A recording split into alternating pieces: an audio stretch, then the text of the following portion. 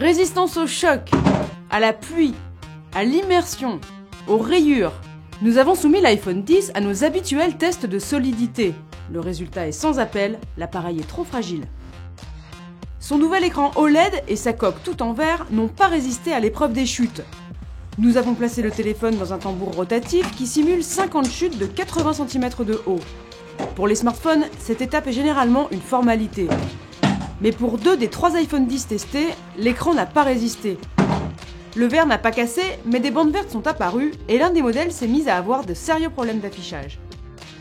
Nous avons ensuite relancé la machine pour un nouveau cycle de 50 chutes. Sur l'un, c'est le dos en verre qui a trinqué. Un autre ne fonctionnait plus du tout à l'issue de ce deuxième cycle, que la majorité des smartphones passent pourtant facilement d'habitude. Petite consolation pour les fans d'Apple, l'iPhone X fait un peu mieux que le Samsung Galaxy S8, qui n'avait même pas passé la barre des 50 chutes. Heureusement, l'iPhone X a fait mieux sur les autres critères de notre test. Pour déterminer la résistance aux rayures, nous utilisons un scléromètre. Il s'agit d'une sorte de stylet dont la pointe vient en contact avec la surface en exerçant une pression déterminée. On réalise plusieurs passages successifs en augmentant la pression à chaque fois. Ni l'écran ni le dos de l'iPhone X ne sont sensibles aux rayures, un bon point donc. Ensuite, pour tester la résistance à l'eau, l'appareil est en marche, connecté à un réseau mobile et nous simulons une pluie fine dont le débit est fixé à 7,2 litres par heure.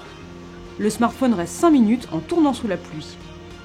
Nous vérifions ensuite qu'il fonctionne correctement, puis revérifions son état après 1, 2 et 3 jours de séchage. Aucun problème concernant l'iPhone X. Enfin, nous pratiquons un test d'immersion si le smartphone est censé être étanche, ce qui est le cas de l'iPhone X. On le plonge à 1 mètre de profondeur pendant 30 minutes. Pareil, on vérifie son état après 1, 2 et 3 jours de séchage. Et là aussi, l'appareil fonctionne parfaitement. Au final, l'iPhone X est trop fragile. Sa note globale en pâtira forcément malgré de bonnes performances générales.